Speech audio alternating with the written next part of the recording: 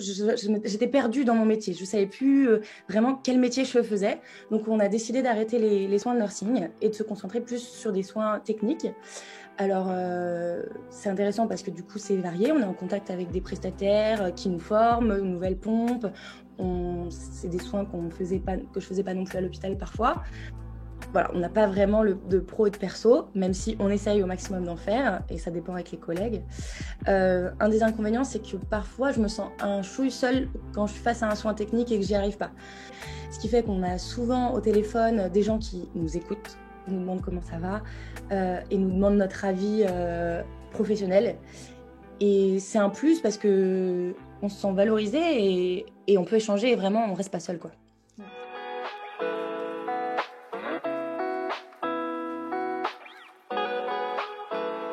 Alors, bonjour à tous et à toutes. Je suis très contente d'accueillir aujourd'hui Charlotte qui va nous expliquer un petit peu son quotidien d'infirmière libérale à Paris. Bonjour Charlotte, Bonjour, tu vas bien? ça va, merci et toi? Ouais, très très bien. Merci beaucoup, un grand merci d'être là aujourd'hui avec nous pour nous parler justement de ton quotidien d'infirmière titulaire du coup sur Paris. Donc on va échanger aujourd'hui sur voilà, tous les sujets un peu qu'il y a autour de l'infirmière libérale et voilà, on va parler un petit peu en toute transparence en fait de ton quotidien, de ce qui t'a aidé aussi en tant qu'IDEL, des conseils que tu donnerais aux IDEL qui nous écoutent, que ce soit celles qui se lancent en libéral ou celles qui sont déjà IDEL et qui se disent bah, tiens, comment est-ce que je pourrais améliorer mon quotidien, améliorer deux, trois petites choses pour voilà, avoir un meilleur équilibre peut-être de vie professionnelle du coup au travail. Du coup, est-ce que pour commencer, Charlotte, tu voudrais peut-être te présenter un peu plus et dire voilà, qui tu es et où tu travailles enfin, exactement. Et voilà, quel est un peu ton cadre de travail? C'est juste que tu es titulaire déjà de ton cabinet et que tu es dans une zone donc très dotée puisque tu es sur Paris. Et puis je te laisse enchaîner avec, avec la suite. Alors du coup, j'ai 30 ans, j'ai commencé le libéral à 24 ans, après, on va dire 2 ans et demi, 3 ans d'hôpital. Je pensais pas du tout faire du libéral parce que pour moi, c'était le cliché de, j'aime pas dire ça, mais la vieille infirmière où on fait pas beaucoup de soins, c'est toujours la même chose. Je me souviens à l'école d'infirmière, je disais jamais je ferai du libéral. Et puis les conditions à l'hôpital m'ont fait partir. Donc j'ai monté mon cabinet avec 4 copines et ça, c'était hyper chouette. On s'est vraiment tenues main dans la main toutes les 4 et on a œuvré, c'était notre bébé ensemble.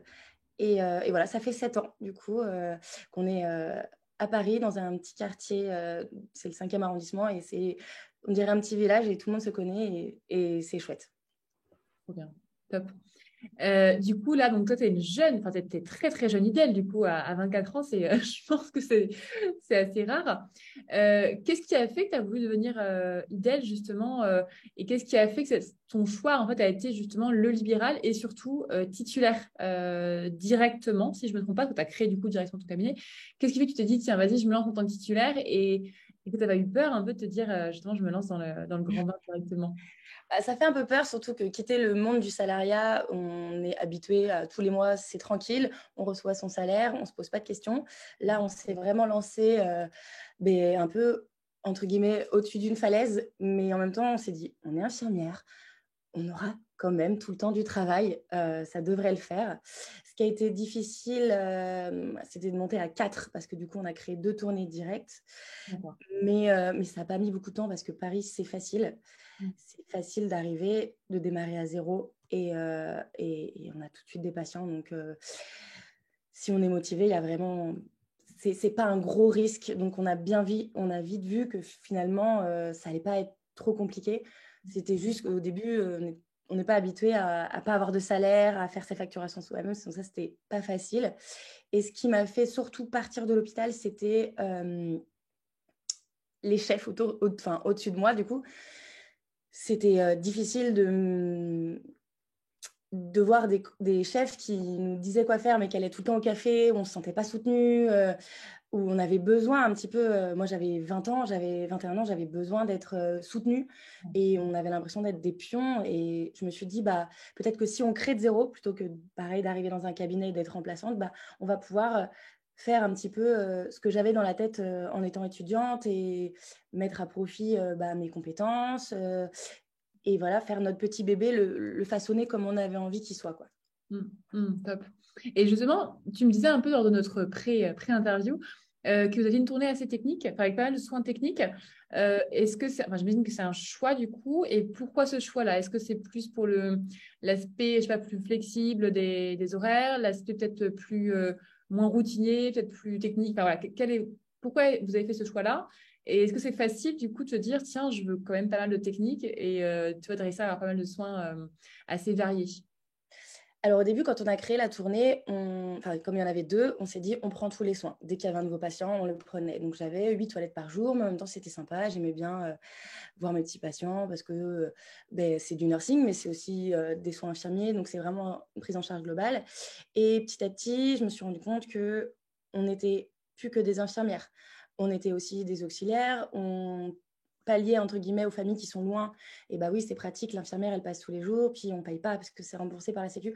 Donc en fait, petit à petit, on était des femmes de ménage, fallait réparer le téléphone, enfin voilà, c'était trop. Donc on s'est dit, oh là, j'étais perdue dans mon métier. Je ne savais plus vraiment quel métier je faisais. Donc, on a décidé d'arrêter les soins de nursing et de se concentrer plus sur des soins techniques. Alors, c'est intéressant parce que du coup, c'est varié. On est en contact avec des prestataires qui nous forment, une nouvelle pompe. C'est des soins que je ne faisais pas non plus à l'hôpital parfois. Donc, c'est assez chouette. Après, il y a le revers de la médaille qui fait que, par exemple, sur une perfusion, on est de garde de nuit. Donc, si voilà, je pose une alimentation parentérale à 18h, il faut savoir que je ne peux pas partir trop loin, je ne peux pas aller en boîte de nuit parce qu'il faut que j'ai le téléphone, je ne peux pas boire de l'alcool, par exemple. Donc ça, il faut le mesurer. Et voir avec ses collègues si tout le monde est d'accord. Effectivement, pareil, je vois ma collègue qui a des enfants, il faut qu'elle compte quand le papa est là pour pouvoir se déplacer. Elle s'est déjà arrivé qu'elle se déplace avec le bébé en pleine nuit, quoi. Bon, heureusement, ça arrive rarement, mais c'est quelque chose à prendre en compte. Dans les soins techniques, il y a, voilà, c'est varié, on est vraiment dans notre rôle d'infirmière et on est vu comme une infirmière et c'est hyper chouette, mais il y a, voilà, des fois, on est content quand on n'a pas de perfusion par moment, ça nous fait un peu des Oui. vacances aussi. Bah ouais, ouais, carrément, carrément. Ok, super. Super. Et du coup, vous, ouais, c'est vraiment pour l'aspect, on va dire, ouais, plus technique qui vous manquait du coup Mm, avant, et l'aspect aussi, ouais, moins de routine et mm. plus de soins variés. Finalement, vous avez fait ce choix-là, quoi. Ok, bah écoute, top. La petite chose aussi voilà, que je vais partager du coup avec celles et ceux qui nous écoutent et qui est très personnelle, donc c'est pas vraiment, enfin c'est pas figé hein, comme pour pas mal de choses, c'est que tu nous partages un petit peu pour toi les avantages, les inconvénients que tu trouves à être fidèle. Donc encore une fois, c'est pour celles plus pour celles et ceux qui veulent se lancer en libéral, toi les infirmières et infirmiers qui disent bah tiens pourquoi pas du coup avoir ma propre journée, pourquoi pas avoir mon cave à moi, pourquoi pas être titulaire. Est-ce que tu pourrais nous partager du coup les avantages et inconvénients que tu trouves justement à être infirmière, on va dire libérale titulaire en particulier? Alors, les avantages, c'est que du coup, je fais mon cabinet un petit peu comme j'ai envie. Donc, c'est-à-dire que les transmissions, elles vont être, si j'ai envie, sur un drive avec tel classeur, on va prendre tel soin. Je suis patient, j'en ai trop, ou si j'en ai pas assez, voilà, je décide et on façonne vraiment tout notre, Attends, tout Charlotte, notre. je te Tu coupe. m'entends? Ah, Excuse-moi. Ouais, pardon. Tu m'entends? ouais, c'est bon. Ah merde, il y a eu une coupure. Je vais recommencer à. Tu m'entends, c'est bon? Ça passe normalement là. Tu m'entends ou pas? Ouais, moi je t'entends. Ok, super. Désolée, il y a eu une méga coupure. Ouais. Je vais recommencer aux avantages. Ouais, parce que j'ai pas entendu du tout Ouais. le début. Ouais, nickel, merci. Les avantages d'être titulaire, c'est que je peux façonner mon cabinet comme je veux avec ma co-titulaire. Du coup, on prend les soins qu'on a envie parce qu'à Paris, c'est une grande chance, c'est de pouvoir refuser si on a trop de patients et qu'on ça va pas en ce moment, on les prend pas. Ou bien si les soins sont trop techniques, ou là, en ce moment, on a trop de chroniques, donc on n'en veut plus, on choisit, donc ça c'est chouette, on choisit la localisation, ça c'est pareil. Donc vraiment, je peux façonner tout, je choisis le matériel, je choisis avec qui je travaille. C'est une grande chance et on peut aménager son emploi du temps. Là, j'aimerais travailler un petit peu moins pour reprendre des études. Je peux choisir de prendre une remplaçante. On peut mixer deux activités facilement. Il y a plein de possibilités. il faut juste se laisser le temps de les éplucher parce que les inconvénients, c'est plutôt du coup qu'on peut être un peu la tête dans le guidon parce que bah, c'est difficile de faire la part des choses entre le pro et le perso pour moi. Je sens qu'il y a des moments où je bosse pas, mais j'ai toujours un œil derrière si le remplaçant doit m'appeler, si ma co-titulaire cherche quelque chose où je lui ai pas donné assez d'informations, ben, on va s'appeler. Les transmissions, pareil, des fois la veille pour le lendemain, ce genre de choses, voilà, on n'a pas vraiment de pro et de perso, même si on essaye au maximum d'en faire, et ça dépend avec les collègues. Un des inconvénients, c'est que parfois, je me sens un chouille seule quand je suis face à un soin technique et que j'y arrive pas. Ouais. J'ai pas de collègues à appeler. Bon, bah après, j'ai relativisé en disant que je suis pas surhumaine, donc je fais avec ce qu'on peut. Mais des fois, on sent une petite goutte de sueur. Ouais, ouais. Voilà. Mais après, il y a plein de possibilités pour justement être moins seule et bien s'entourer. Après, comme inconvénient, d'être titulaire, ça peut être un fil à la patte pour certaines personnes. On entend de plus en plus des infirmières qui voudraient être que remplaçantes parce que c'est stressant d'avoir ses collègues qui nous lâchent à la dernière minute. Là, j'ai un collègue qui part dans un mois, il faut que je retrouve une remplaçante. Ça se fait, mais des fois, c'est stabilité pendant 2 ans et puis instabilité et il faut pallier parce que le cabinet, il faut qu'il y ait tout le temps quelqu'un. On ne peut pas, voilà, comme les kinés, avoir, bon, on se dit, c'est bon, je prends une journée tranquille pour me poser. Mm. Oui, mais vous, l'avantage que vous avez du coup, c'est que vous avez 2 tournées et vous êtes 2 par tour nécessaire, vous êtes Alors, complet. on a changé, maintenant on est 3 et on travaille 10 jours par mois. Et du coup, en alternance et ça nous laisse du temps pour la facturation, pour la comptabilité et du temps perso. Et voilà. Aussi. Ouais, et un week-end sur 3, à 3, je crois que c'est le mieux. Si quelqu'un qui est en arrêt, ça ne pose aucun problème pour se dépanner. Ouais. C'est idéal. Ouais, ok, top, trop chouette. Et du coup, tu parlais aussi un petit peu de s'entraider. Vous, entre collègues, du coup, ça marche assez bien, j'ai l'impression, entre donc, toutes les trois.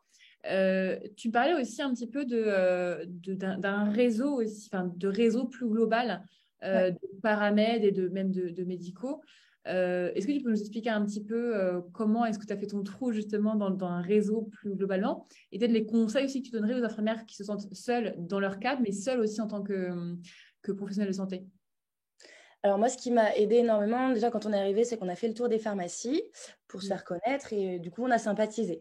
Et c'était chouette. Il y avait une petite vie de quartier qui avait commencé à se mettre en place. Ensuite, plutôt que d'appeler les médecins, parfois je passais les voir.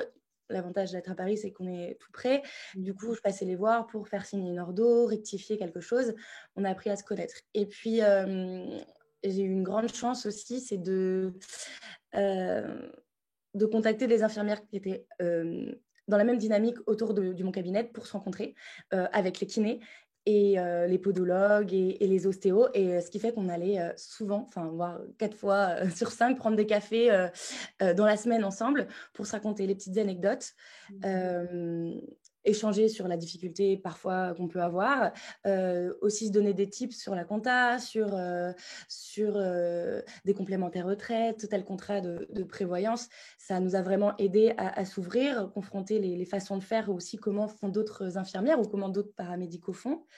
Et après, on a monté c'est la nouvelle mode, donc c'est les CPTS, Communauté professionnelle territoriale de santé. Donc ça, j'ai vu le monter avec d'autres médecins, d'autres paramédicaux du quartier. Et ce qui fait qu'on va travailler ensemble, main dans la main, sur des actions précises. Et ça fait évoluer notre métier, ça nous donne plus de bagages et on a des réseaux qui se créent, il y a la télémédecine qui est envisageable, du coup on se sent vraiment jamais seul. Après il y a les réseaux de soins palliatifs pour les prises en charge complexes, les réseaux maisons des aidants, pareil pour les personnes âgées compliquées, ce qui fait qu'on a souvent au téléphone des gens qui nous écoutent, nous demandent comment ça va et nous demandent notre avis professionnel. Et c'est un plus parce que on se sent valorisé et on peut échanger et vraiment, on reste pas seul, quoi. Ouais, ouais, carrément. Ouais, c'est top. Vous avez vraiment cette démarche tiens, je ne veux pas rester seule dans mon cabinet, je vais aller voir les autres IDEL, les autres professionnels de santé. Et du coup, peut-être que ça vous a aidé d'être sur Paris, et donc une zone où on trouve facilement des patients, peut-être pour qu'il n'y ait pas du tout de son concurrence. J'imagine que ça vous a aidé parce que je sais que je le crois, les milieux plutôt ruraux, je crois comme voilà, on peut se friter un peu pour des soins ou des patients. Peut-être que c'est plus difficile, alors que vous vous êtes dit, en fait, on s'en fiche, il y a du taf pour tout le monde, on y va, quoi. Et même à Paris, ça existe. Hein. C'est arrivé que, il y a des patients, notamment on avait un cabinet de copines à côté. Le patient, on comprenait pas, il appelait l'autre cabinet, puis après il nous rappelait nous, puis après il appelait l'autre cabinet.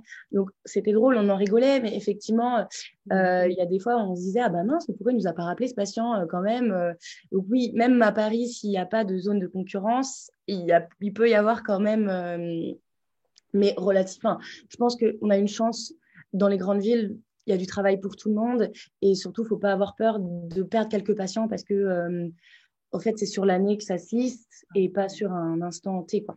Ouais, ouais, complètement. Et justement, je voulais poser des questions par rapport justement à tout ce qui est rémunération, tout ce qui est charge. Comment tu gères ça? Est-ce que tu as des tips aussi pour, pour les idèles qui nous écoutent?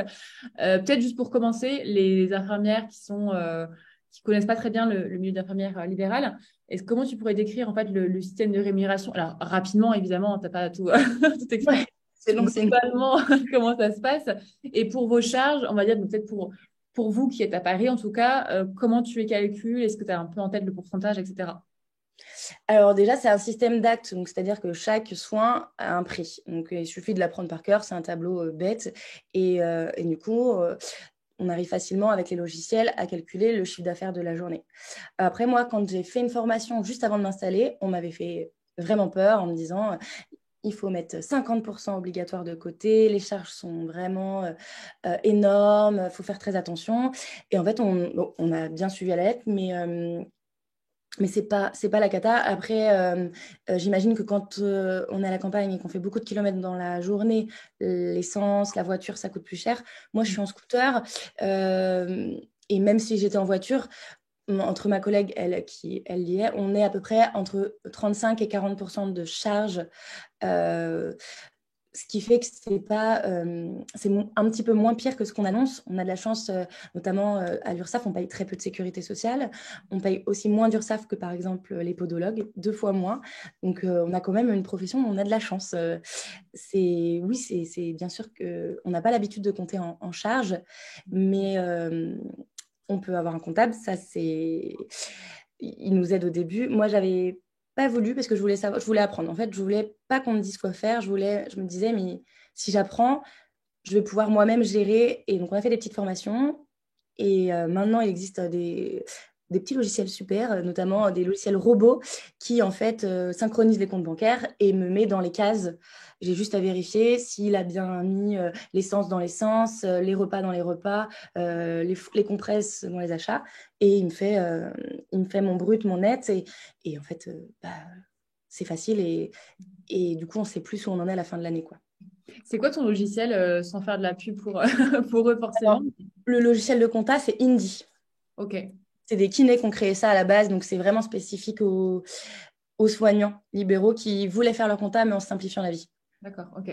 Et est-ce que tu as d'autres idées de logiciels qui existent, qui sont bien aussi, dont on a entendu parler? Après, je sais que, alors moi, j'utilise pas, mais il existe beaucoup de logiciels, parce que ce qui fait peur, c'est la facturation ou la paperasse. Alors maintenant, il existe beaucoup de logiciels, en fait, qui sont très attractifs. Nous, on utilise beaucoup, nous, on est chez Agathe pour le logiciel infirmière, mais on a l'application, on prend en photo la plaie, on a chacun notre petite émoticône. C'est très chouette. Et il existe aussi des logiciels, notamment tous les logiciels infirmiers, propose des options pour faire notre compta ou pour faire entre guillemets, la chasse quand on a un problème de paiement avec certaines mutuelles. Donc, au lieu de moi appeler ou envoyer un mail, c'est eux qui s'en occupent. Donc, il existe plein de choses pour nous faciliter la vie. Mm. Euh, Plein d'entreprises qui fleurissent de partout. Et voilà, si on ne veut pas s'embêter avec tout ce qui est paperasse, facturation. Ouais. Et j'imagine que ces entreprises-là, donc de facturation, sont aussi, vous forment aussi un petit peu au logiciel. Une fois que tu es cliente chez eux, j'imagine qu'il y a de la formation aussi pour vous apprendre à utiliser. Et il y a des formations continues parce que c'est vrai que, entre guillemets, la nomenclature des infirmières libérales augmente souvent, pas assez, mais souvent. Et du coup, il faut se reformer. Les logiciels, ils peuvent nous fermer. Et puis sinon, il y a la possibilité toujours de faire des formations. Et d'ailleurs, moi, c'est ce qui m'a aidé enfin, ce qui m'a remotivé à chaque fois, c'est de faire une petite formation par an. En plus, on est rémunéré pour pallier, entre guillemets, à la perte de salaire. C'est 472 euros par an. Et voilà, c'est chouette parce qu'on rencontre plein d'infirmières libérales de partout et on confronte un peu, tiens, comment tu gères ton cabinet, ah, tu fais comme ça. Et ça, c'est cool. Ouais, c'est cool. Et petite question, juste en parlant de tout ce qui est rémunération, on parlait d'URSSAF aussi tout à l'heure. T'en es pas là, hein. Mais comment ça se passe niveau retraite, prévoyance? Quels sont les choix que tu as fait aussi? Parce que je sais que prévoyance, il y a plein de choix différents. Quand tu tombes en arrêt maladie, ça te tombe dessus et c'est pas toujours prévu. Comment tu as fait tes choix par rapport à ça, justement? Je sais qu'il y a aussi des assurances aussi qui sont possibles. Voilà. Est-ce que tu peux nous partager un peu toi ce que tu en fais et quels sont les choix que tu as fait Alors, on a pris tout de suite une prévoyance. De toute façon, c'est obligatoire. Après, il y a plusieurs modèles. Nous, on s'est dit que si on avait une petite gastro ou une grippe, c'est une semaine. J'allais entre guillemets me mettre en arrêt sans le déclarer et je remplacerai après, ma collègue me remplace et moi je la remplace, donc il n'y a pas de perte de salaire. Et donc j'ai pris une prévoyance qui coûte un petit peu moins cher et qui me prend en charge que si au-delà de 2 semaines, vraiment je suis en incapacité de travailler. D'accord, ok. Ou une nuit d'hospitalisation, mais il y a plein de modèles qui existent. Après, je touche du bois, mais j'en ai jamais eu besoin de l'utiliser. Je sais que pour les congés maternité, il faut faire attention à sa prévoyance, puisque là, j'ai ma collègue qui a été refusée, parce qu'elle n'est pas considérée en congé maternité pathologique. Donc, il faut faire attention et bien se renseigner aux prévoyances. Mais normalement, il n'y a pas de souci. Après, pour la retraite, moi, j'ai fait la bêtise, parce que j'avais 24 ans, de ne pas prendre de retraite complémentaire. Alors que, bon, on a une retraite qui est la Carpinco, qui est bien, mais qui nous paiera peut-être 1 000 euros par mois à 65 ans. C'est pas assez. Donc, il faut penser à faire sa retraite complémentaire, donc soit par exemple en immobilier, ou enfin, il existe plein de choses, mais notamment la retraite complémentaire. Moi, je voulais pas en entendre parler, mais je mets un petit peu de sous maintenant de côté dessus. Et ce qui est bien, c'est qu'on peut la récupérer soit en retraite, soit en capital. Ou bien, si demain, j'ai besoin absolument d'acheter ma résidence principale, je peux quand même casser ce PER, ces plans épargne retraite. Ça, c'est tout nouveau. Et du coup, je me dis que c'est bien, parce que ça fait encore une option de plus. Mais notamment, au niveau fiscalité, on déduit des impôts. Donc, en fait, quand on est en libéral, c'est super intéressant de pouvoir déduire à chaque fois. Ouais. Ok. Donc, tu recommandes. Je recommande. 24 Mais ans. ouais, ça fait souvent peur de se mettre en libéral pour la retraite. Mais moi, je pense que ça ne m'inquiète pas assez. Je pense que si on ferait bien les choses en avance, ça devrait le faire. Ouais, ok, top. Ok, ok.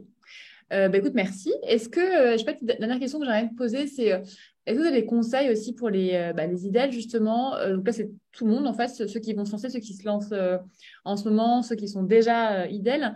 Je sais pas, niveau organisation, niveau, tu sais, tout ça, gestion du temps, etc. Est-ce que tu as des petits tips en particulier à partager qui fonctionnent bien pour toi et que tu aurais envie d'en parler? Hum. Avant, on avait tendance à s'appeler le soir pour la veille pour faire les transmissions. On s'était dit qu'appeler, ça serait plus pratique, il y aurait moins de perte d'infos, c'était sympa d'avoir ses collègues au téléphone. Et en fait, le dimanche soir, on se rend compte que on n'a pas trop envie de se remettre Ouais. au boulot.